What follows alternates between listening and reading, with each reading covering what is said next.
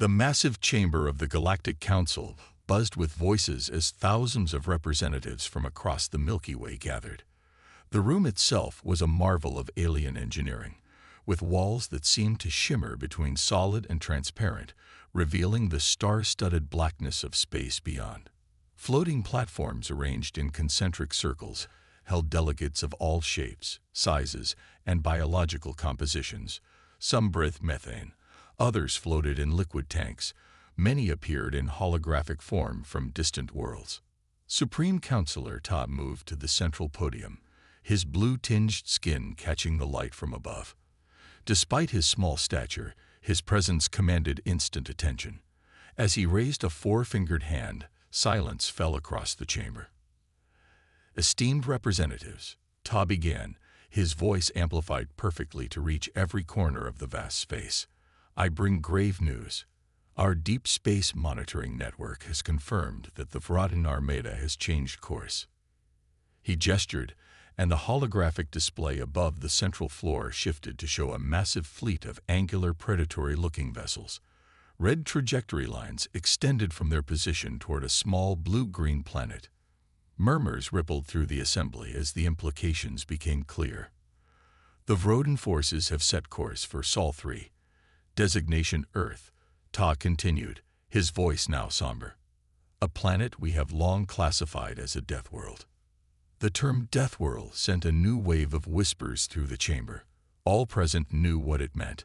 A planet with environmental conditions so harsh that evolution produced only the most resilient, aggressive species. Worlds where competition for resources created predators of unmatched ferocity.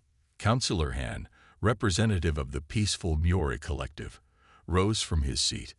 His tall, slender form towered over those nearby, pale skin almost luminescent under the chamber lights. "And we intend to do nothing?" Han asked, voice carrying a hint of disbelief. "These humans know nothing of interstellar threats. They believe themselves alone in the universe." Defense Minister June shifted in her seat, the scaled ridges along her arms flexing with irritation. She stood slowly, her stocky frame balanced perfectly despite the gravity adjustments in the chamber. "The Rodin have decimated 3 of our most advanced worlds," Jun replied coldly. Teros Prime fell in 6 days, despite their planetary shield network. The colony on Vega 9 was reduced to ash in hours. What chance do primitive humans have with their chemical rockets and nuclear weapons? She gestured dismissively. Perhaps the Rodin will exhaust resources there before turning back to our territories. Many nodded in agreement. The tactical logic was sound. The Rodin conquest machine required enormous resources, and a detour to Earth might buy the Council precious time to strengthen defenses elsewhere. "This is unconscionable," Han protested, ears flattening against his skull in distress. "We have observed these humans for centuries. Yes, they are violent and unpredictable, but they have art, music, and children who know nothing of galactic politics. We must warn them." An observer from the Science Guild, Sun, raised her appendage. When acknowledged, she spoke carefully. "Our studies suggest humans might possess unusual adaptability. While technologically primitive, they display remarkable psychological resilience and problem-solving capabilities." "Irrelevant," snapped June. "Their most powerful weapons would barely scratch Rodin hull plating. Their militaries are divided by national boundaries. They would be conquered before they could mount a unified defense." In the lower tiers, Representative Min from the Humanitarian Alliance stood. "What of the Galactic Charter? Article 7 clearly states our obligation to warn pre-contact species of imminent extinction-level threats." "Article 7 has exceptions for strategic necessity," Jun countered. "The Rodin cannot know we are observing their movements. A warning to Earth would reveal our intelligence network." Counselor Young, an ancient member whose species communicated through color patterns rippling across their translucent skin, flashed a series of concerned purples and reds. The translation system conveyed their thoughts. "Perhaps we underestimate these humans. Our limited interactions with their kind have shown them to be quite unpredictable." "Unpredictable does not mean capable," said Jun. Our simulations give them a survival probability of less than 3%. Tai raised his hand again, calling for order as the debate threatened to spiral. The Strategic Council has already voted on this matter. 7-2 against intervention. Han stepped forward, breaking protocol. Then the Strategic Council is making a terrible mistake. We watched the Krell perish rather than reveal ourselves, and now their entire civilization exists only in our archives. Must we repeat this moral failure? The situations are not comparable, Tai responded firmly. The Krell faced a natural disaster. The humans faced the Rodin, who would certainly detect any rescue attempt and follow our ships back to populated systems. On the display above, the red trajectory lines extending from the Rodin fleet pulsed ominously as they approached the Sol system. Earth, a small blue dot, seemed insignificant against the Armada's might. What of limited contact? Suggested Representative Quan. A single ship, a warning beacon with basic defense schematics. June shook her head. The Rodin would detect any transmission. They'd monitor all frequencies during approach to new conquest targets. The chamber grew quiet as the reality settled in. Earth would face the Rodin alone, unaware until alien ships appeared in their skies. I move that we at least maintain observation, Han said finally, accepting defeat but unwilling to abandon the humans completely. We should witness what happens. We owe them that much. Ta nodded slowly. Observation is permitted. A cloaked monitoring vessel will maintain position in the Sol system. Full records will be kept for the archives. Han's expression showed his disgust at this clinical approach. So we will document their extinction rather than prevent it. The motion for intervention is denied, Tai declared, ignoring Han's remark. We will observe only. May whatever gods they worship have mercy on these humans. As the meeting adjourned, Han approached Sun from the Science Guild. Your data on human adaptability. How confident are you in those assessments? Sun glanced around before answering quietly, more confident than I admitted publicly. Humans evolved on a planet with constantly changing threats.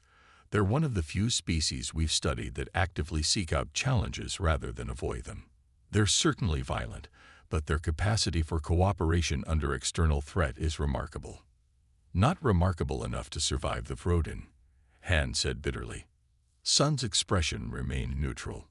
Perhaps, but if any species might surprise us, it would be the humans. She paused before adding, the Rodin expect easy conquest. They have never encountered a Death World species before.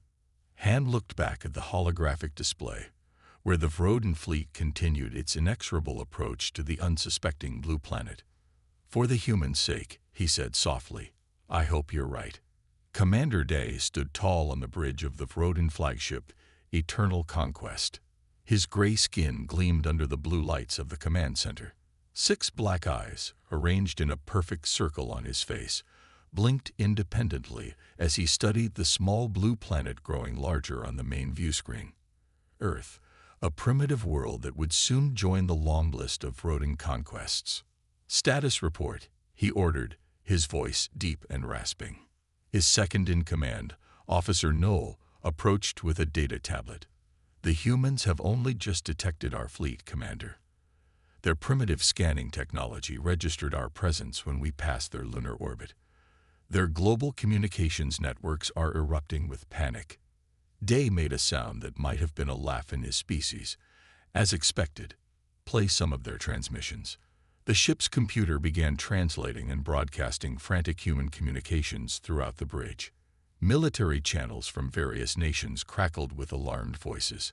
News broadcasts interrupted regular programming. Government emergency alerts blared warnings to confused populations. Fascinating, Day remarked. They still operate as separate territorial units. No unified planetary defense. He turned to his weapons officer. How long until optimal firing position? 3 minutes to optimal range, Commander. Day nodded and walked to the tactical display. The holographic map showed Earth's surface with key military installations highlighted in red. Missile silos, Air Force bases, naval fleets, command centers, all identified during months of covert surveillance. The Galactic Council believes these humans are dangerous, Day told his bridge crew. They label Earth a death world and humans as predators. But look how primitive they remain. He gestured at the planet. No orbital defenses, no energy weapons. Their most powerful bombs would barely scratch our hull plating. Officer Null approached carefully. Intelligence suggests they are unusually adaptable, Commander. Perhaps caution. Caution. Dai interrupted sharply. We conquered the Meson in 6 days, and they had planetary shields. These humans still burn fossil fuels. He turned back to the view screen. They will make excellent labor forces once subdued. Begin the bombardment. Target their military installations first. Yes, Commander. Bombardment commencing. The Rodin ships positioned themselves strategically around the planet. Bright purple beams of energy stabbed downward through Earth's atmosphere. Where they touched, destruction followed. Colonel Kim crouched behind a shattered concrete wall, dust coating his uniform and face. 6 hours earlier, he had been conducting a routine training exercise with his unit outside Seoul. Now, the world had changed forever. The sky above the city burned orange and black. Alien ships, massive and angular, hung in the air like deadly metal insects. Their weapons had destroyed South Korea's military headquarters in the first wave. Similar reports came in from across the globe before communications began failing. Status report, Kim called to his communications officer.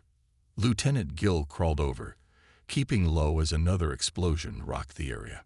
Sir, we've lost contact with Central Command. The government has relocated to emergency bunkers.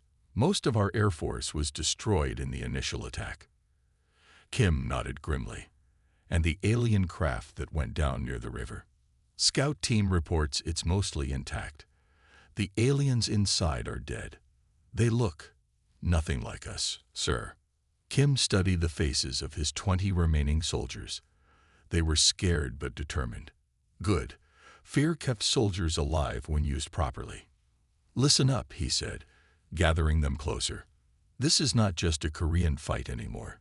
This is humanity's fight. These aliens expected us to break immediately, to surrender. He pointed toward the crashed alien craft barely visible through the smoke half a kilometer away. That ship contains technology we need. We're going to retrieve it, study it, and use it. Against that, one young soldier asked, pointing at the massive alien ships overhead. Yes, Kim replied without hesitation. They don't understand humans. We don't break easily. They moved quickly through the ruined city, using underground passages where possible. Everywhere, Kim saw not just destruction, but also signs of human resilience. Civilians helping each other from collapsed buildings, makeshift medical stations in subway tunnels, people already organizing, adapting. When they reached the downed alien shuttle, Kim was impressed. The craft was smaller than he expected, perhaps 20 meters long, with strange angular wings. Its hull was damaged, but largely intact, smoke still rising from a rupture near what appeared to be an engine. Secure the perimeter, Kim ordered. As his soldiers spread out, he approached the craft cautiously. A portion of the hull had cracked open, revealing the interior. Inside were 2 dead aliens, gray-skinned beings with 6 black eyes and exoskeletons covering portions of their bodies. Their environment suits had failed when the craft crashed. The control panel still glowed with strange symbols. Sir, Lieutenant Gill called, examining what appeared to be a weapon. Look at this. The device was smaller than a human rifle, but clearly designed as a weapon. Gill carefully picked it up. Don't point that at anyone, Kim warned. We need to gather everything we can carry. Weapons, communication devices, anything that looks important. From the cloaked Council observation vessel in orbit, Agent Wu watched the unfolding invasion with growing fascination.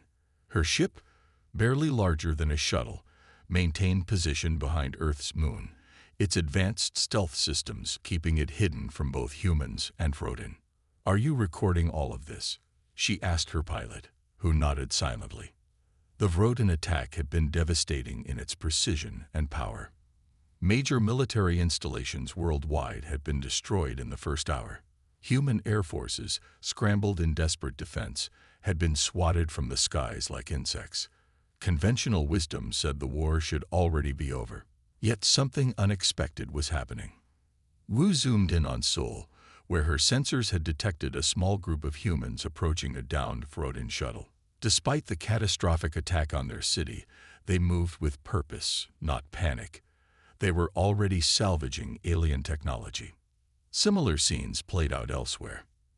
In North America, humans had captured a Rodin ground soldier alive. In Europe, they were already establishing underground communication networks after their satellites were destroyed. This doesn't match the models, Wu's pilot commented. The simulations gave humans hours, maybe days before total surrender. Wu nodded slowly. The models didn't account for their psychology. She initiated a secure transmission to the Galactic Council. Her report would be brief but significant. Initial Rodin assault has devastated Earth's formal military structures, she dictated. Conventional defense capabilities neutralized at approximately 87% effectiveness. Human casualties in the millions. She paused, watching as the human colonel on her screen organized the retrieval of Rodin technology. However, she continued, human response deviates significantly from predicted patterns. They are not retreating. They are not surrendering. They are adapting. These humans, they reorganize almost immediately. They prioritize technology acquisition over escape. She ended the transmission and continued watching. The Rodin had conquered worlds far more advanced than Earth, but always through overwhelming force and fear. They had never encountered a species that grew more determined with each loss. I wonder, Wu whispered to herself, if the Rodin have any idea what they've just started. 6 months had passed since the day the sky fell. 6 months of fire, death, and learning. 6 months of humanity proving why they had survived on their harsh world for so long. Professor Sung wiped sweat from his forehead as he stood before the assembled military leaders. The underground command center, buried deep beneath what used to be Pyeongchang Olympic facilities, hummed with equipment salvaged from around the world. The air was stale despite the best efforts of the recycling systems. Everyone had grown used to the smell of too many humans working in too little space. The breakthrough came 3 weeks ago, Sung said, gesturing to the holographic display. The blue light illuminated the tired faces of generals, admirals, and resistance leaders from 6 continents. We finally understood how the Rodin shield technology manipulates energy. On the display, a complex molecular structure rotated slowly. It represented the nanoscale material that powered the seemingly impenetrable Rodin shields, the same shields that had made their ships and battle armor nearly invulnerable to human weapons. The frequency modulation is the key, he explained, pointing to a particular section of the structure. Their shields work by creating a resonance field that disperses energy, but we've discovered that a precisely calibrated electromagnetic pulse can disrupt this resonance temporarily. An older man with a heavily scared face leaned forward. How temporarily? Our adapted EMP weapons can disrupt their shields for 8.3 seconds, Sung replied. Enough time for conventional weapons to penetrate. General Park, the overall commander of Earth's United Resistance Forces, nodded slowly. Her uniform bore no country's insignia. National boundaries had become meaningless in the fight for human survival. We've already distributed the modifications to resistance cells worldwide, she said. The counterattack begins tomorrow. The room erupted in murmurs. 6 months of barely surviving, of watching Earth's cities burn, of fighting with salvaged alien weapons and desperate courage. And now, finally, a real chance to hurt the invaders. There's more, Park continued when the noise subsided. We've received outside help. This statement caused even greater stir. Park raised her hand for silence. I can't explain fully, but we've made contact with another alien group. They've provided critical intelligence about Rodin weaknesses. Their representatives are here now. The heavy blast doors at the far end of the command center opened. Two figures entered, clearly not human. They had blue-tinged skin, large eyes, and stood slightly shorter than an average human. The room fell silent. "This is Counselor Han and Science Officer Sun of the Galactic Council," Park said carefully. "They come in peace and offer help against the Rodin." Han stepped forward, a translation device at his throat converting his speech to clear English. "The Council doesn't officially acknowledge this meeting," he told the assembled humans. "Our leadership voted against intervention. But some of us recognize the potential in your species." A general from what had been Russia stood up. "Where were you when they came?" "When our cities burned." "Watching," Han admitted. "Many believe your species would fall quickly. The Rodin have conquered worlds far more advanced than yours. Yet here we stand," Park said firmly. "And now we fight back." After the meeting disbanded, Park led Han and Sun to a smaller strategy room. Maps showing Rodin positions worldwide covered the walls. Red markers indicated alien strongholds. Blue showed human resistance bases. "Your adaptation rate is remarkable," Sun said, examining the maps. "In 6 months, you've learned to use Rodin technology, established global communication networks despite their jamming, and now developed countermeasures to their shields." "Necessity," Park replied simply. "Adapt or die." Han placed a small device on the table. It projected a detailed schematic of Rodin ship architecture. "This will help you target critical systems.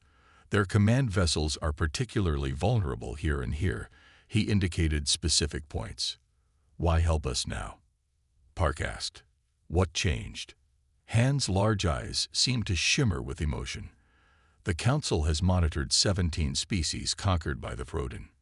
None lasted more than 2 weeks before surrender. None adapted Rodin technology effectively. None coordinated global resistance." He paused. "You are different. You might actually win." "We'll win," Park said with quiet certainty.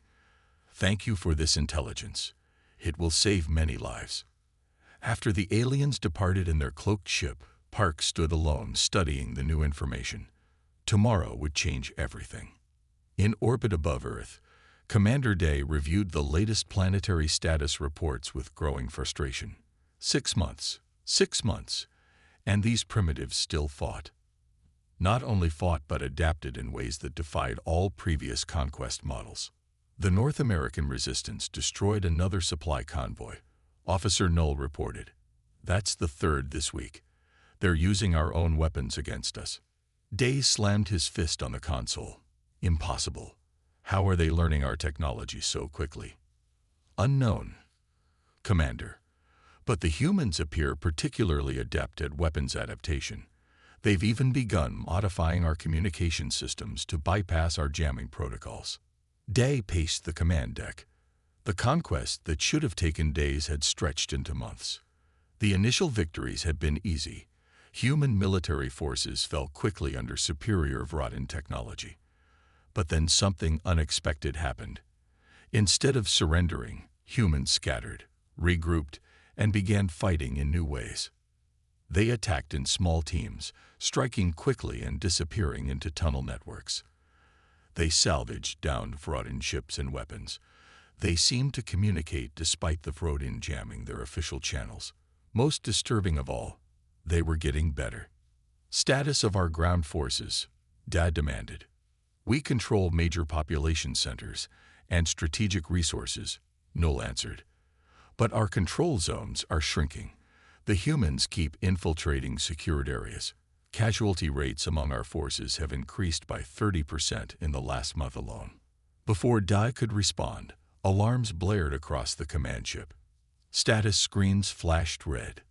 "What now?" Dai growled. "Multiple attacks, Commander. Simultaneous strikes against our positions in every control zone worldwide." Day rushed to the tactical display. Impossible. The attack pattern showed coordination that should have been beyond human capabilities. Their global communication infrastructure had been destroyed in the first days of the invasion. Yet somehow they were launching perfectly synchronized attacks across the entire planet. "How are they coordinating this?"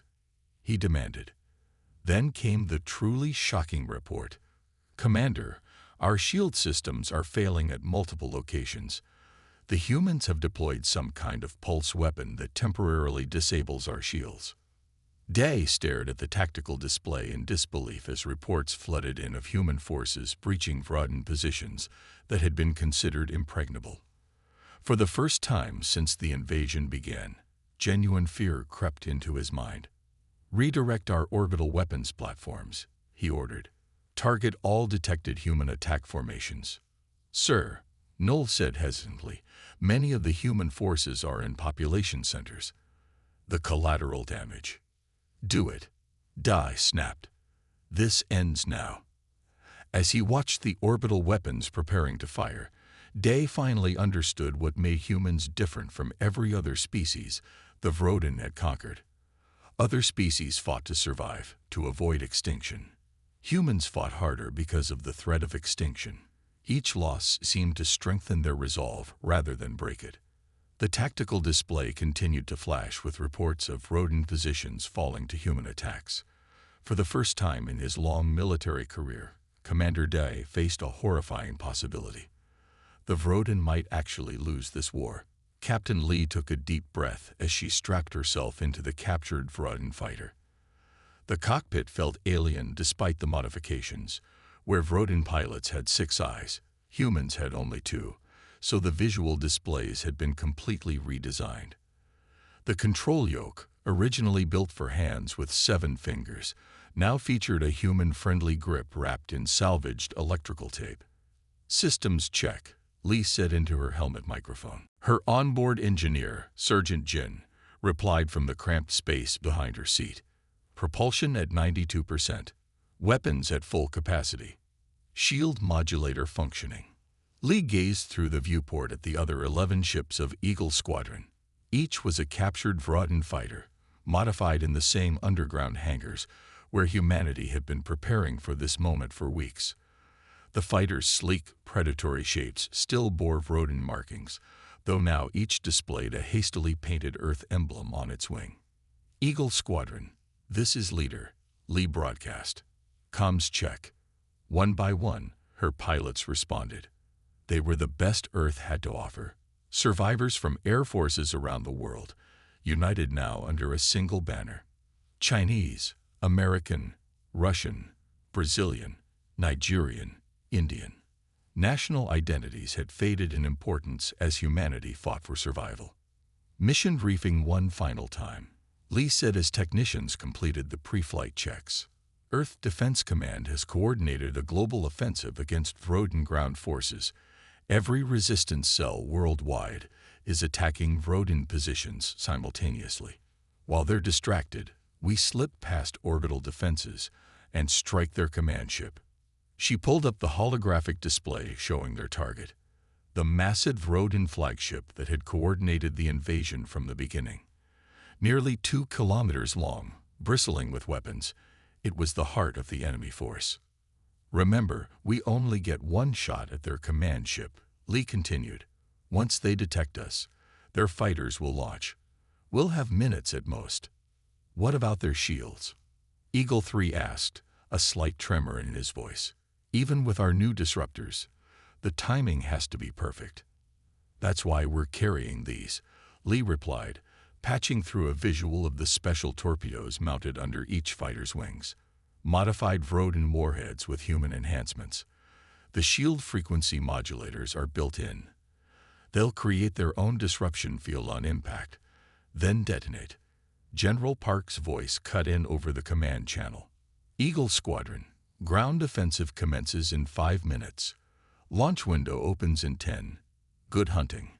Lee checked her instruments one final time. "Eagle Squadron, prepare for orbital insertion."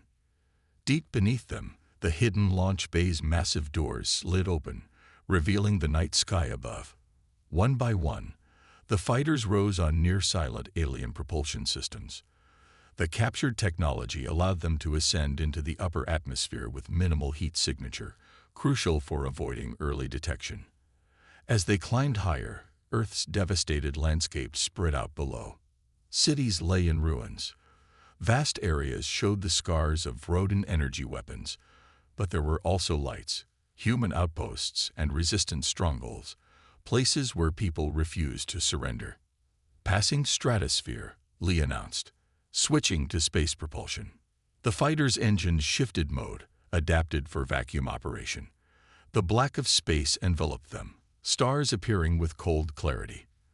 Below, the curve of Earth became apparent, the blue planet they were fighting to save.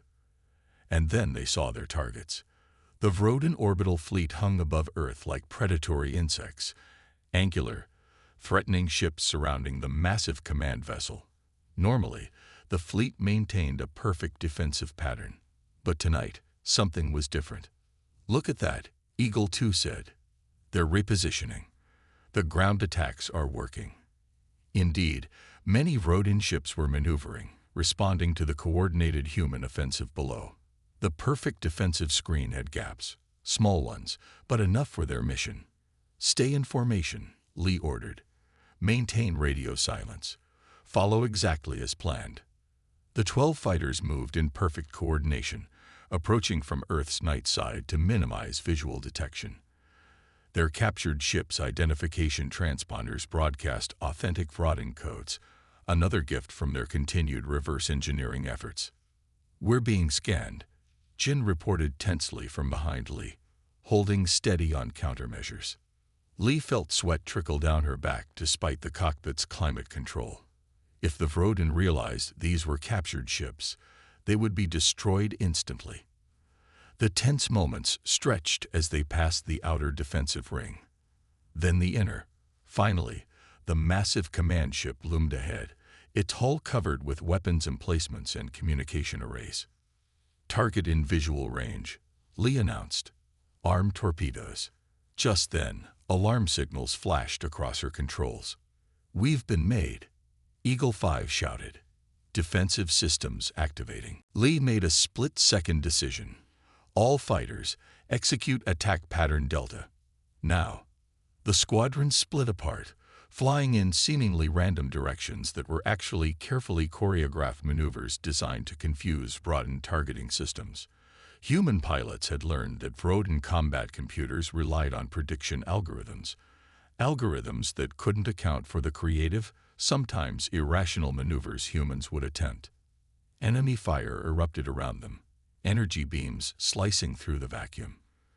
2 Eagle fighters disappeared in bright explosions. "Stay on mission," Lee called, grief and determination mingling in her voice. "Primary target only." She rolled her fighter through an impossible spiral, one that the Rodin computers couldn't predict, bringing her ship directly under the command vessel's main hull. Other surviving Eagles followed, executing their own unpredictable approaches. "Target locked," Jin called. "Shield frequency matched." "Eagles, fire torpedoes," Lee ordered, pressing her launch control. The specialized torpedoes streaked toward the command ship. Most were intercepted by point defense systems, exploding harmlessly in space. But 3 broke through, one of them Lee's. The torpedoes struck the hull, their built-in disruptors creating momentary gaps in the supposedly impenetrable shields. Then they penetrated, burrowing deep before detonating. For a moment, nothing seemed to happen. Then a blinding light erupted from within the massive vessel. Secondary explosions cascaded along its length as the chain reaction reached the main reactor. "Breakaway. Full retreat," Lee shouted, yanking her controls hard. The surviving fighters scattered as the command ship began to break apart. The explosion, when it finally came, was unlike anything Lee had ever witnessed. The command ship's power core detonated with such force that the shockwave damaged nearby Rodin vessels. From Earth's surface, it would appear as a new brief star in the night sky. Lee checked her tactical display. Of the 12 fighters that launched, only 7 remained. But the mission was accomplished. The Rodin command structure was destroyed. "Eagle Squadron, form up," she ordered, her voice steady despite the adrenaline coursing through her system. "Return to Earth. We have a war to finish." As they descended back toward their hidden base, communications from around the world flooded their channels. Without central coordination, Rodin ground forces were falling into disarray. Some continued fighting with program deficiency, but others retreated or surrendered when faced with the unexpected human counterattack. "Captain," Jin said quietly from behind her, "I think we just turned the tide." Lee allowed herself a small smile as Earth grew larger in her viewport. "No, Sergeant. Humanity turned the tide. We just delivered the message." From her hidden observation post far above the battle, Council Agent Wu watched in stunned silence. Her recording devices captured everything as the Rodin command ship disintegrated. The simulation models, the strategic analyses, the Galactic Council's predictions, all had been wrong. Humans had not only survived, they had fought back effectively against one of the galaxy's most feared military powers. "They're actually going to succeed," she whispered as the human fighters executed maneuvers the Rodin combat computers couldn't predict. The recordings would show the galaxy that everything they thought they knew about primitive species needed reevaluation. Wu began composing her report to the Council, knowing it would cause an uproar.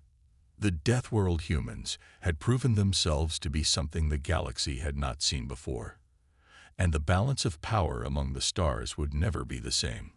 The Galactic Council chamber buzzed with whispers as thousands of representatives from across the Milky Way gathered for this historic session. The vast room, designed to accommodate beings of all physiologies, had never been so full. Many stood in the observation galleries, their varied forms creating a living tapestry of galactic diversity. Some floated in specially designed gravity fields, others breathed through filtration devices, but all eyes focused on the central floor. Ambassador Min walked slowly down the central aisle. She wore a simple blue uniform with Earth's new emblem, a globe encircled by stars. The small pin on her collar was made from metal salvaged from the first Rodin ship humans had captured. Each step echoed in the suddenly quiet chamber. "The human appears so fragile," whispered a methane-breathing delegate to its neighbor. "Hard to believe they defeated the Rodin." Min reached the speaker's platform, her face displayed on giant screens throughout the chamber. For a moment, she simply looked around, taking in the alien faces, some humanoid, many utterly unlike anything Earth's science fiction had imagined. "Less than 2 years ago," Min began, her voice clear and strong, "my people didn't know alien life existed. We believed ourselves alone in the universe." She paused. "Today we come before you having defeated an enemy you believed unbeatable." The directness of her statement caused another ripple of whispers. Council species were known for diplomatic indirectness, but humans had already shown they had their own way of doing things. Supreme Counselor Tay rose from his seat at the high table, his blue skin catching the chamber's lights. His large eyes blinked rapidly, a sign of emotional stress in his species.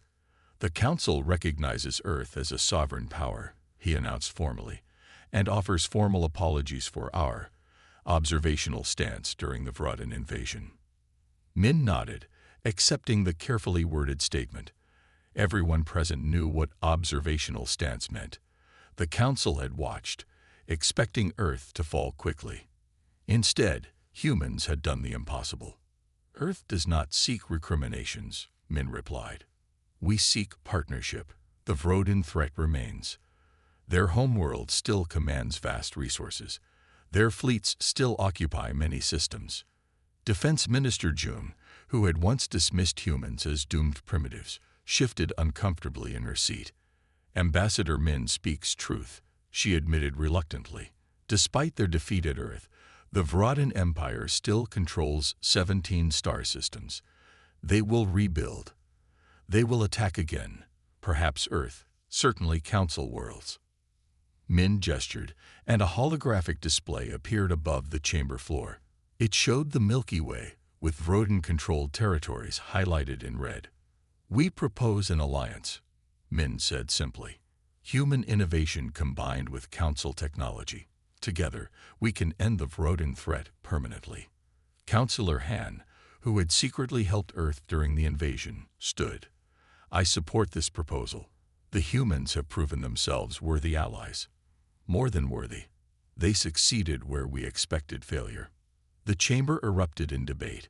Many species still feared what humans might become with access to advanced galactic technology. Others saw the strategic advantage. The discussion continued for hours as Min stood patiently at the platform. Finally, Supreme Counselor Ta called for order. The Council will vote on formal alliance with Earth. Those in favor.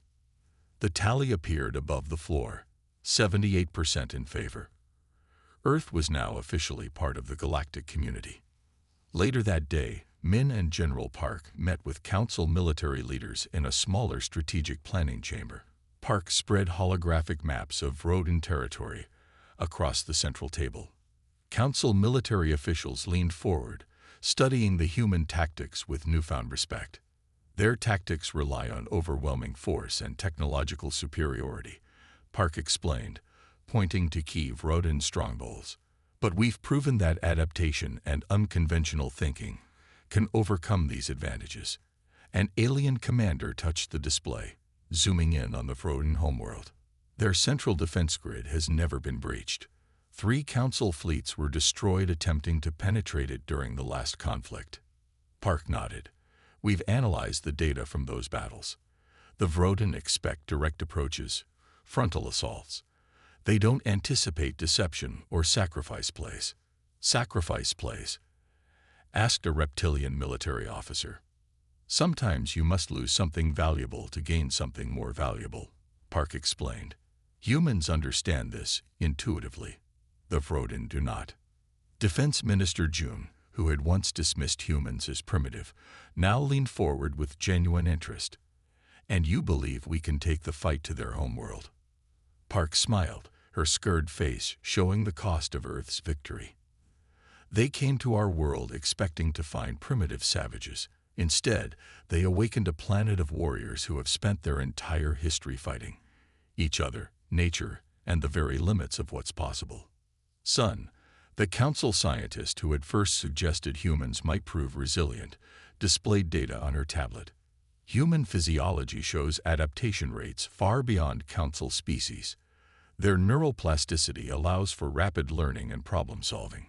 Combined with council technology, they could become the most formidable species in the galaxy, Jun finished quietly.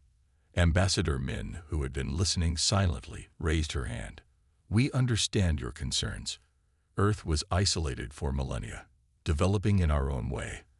Our history is filled with conflict, yes, but also with art, music, philosophy, and a deep desire for peace. Peace through strength, Park added. We don't seek dominance, Min continued. We seek security, for ourselves and our new allies. The meeting continued into the night as humans and council species began planning the counteroffensive. Human engineers proposed modifications to council ships.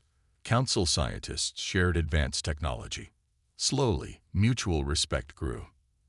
As they prepared to leave, a young council officer approached Min. Is it true what they say? That on Earth, even your children are taught to fight. Min considered the question carefully. We teach our children to stand up for what's right, to persevere, to overcome obstacles rather than avoid them. She smiled. The Rodin thought that made us primitive. Now they know better. In the observation dome above the council chambers, Hen stood with Wu, watching the Earth representatives depart. Everything will change now, Wu said. The humans advance so quickly. In 10 years, they'll have colonies on dozens of worlds. In 50, they may lead the council itself. And is that so terrible? Han asked. For too long, the council has reacted to threats rather than confronting them. The humans bring a new perspective we desperately needed. Below them, Ambassador Min and General Park walked together toward the shuttle bay where their Earth ship waited. The vessel, a hybrid of Rodin and human technology, represented the future, adaptation, innovation, and unyielding determination. The Rodin thought Earth would be an easy conquest, Min said quietly to Park as they walked. Now they know, humans don't just survive, we prevail. Across the galaxy, On the Rodin homeworld, their high command received word of Earth's alliance with the Galactic Council. For the first time in their thousand-year history of conquest, the Rodin military leaders felt something unfamiliar: fear. The humans were coming.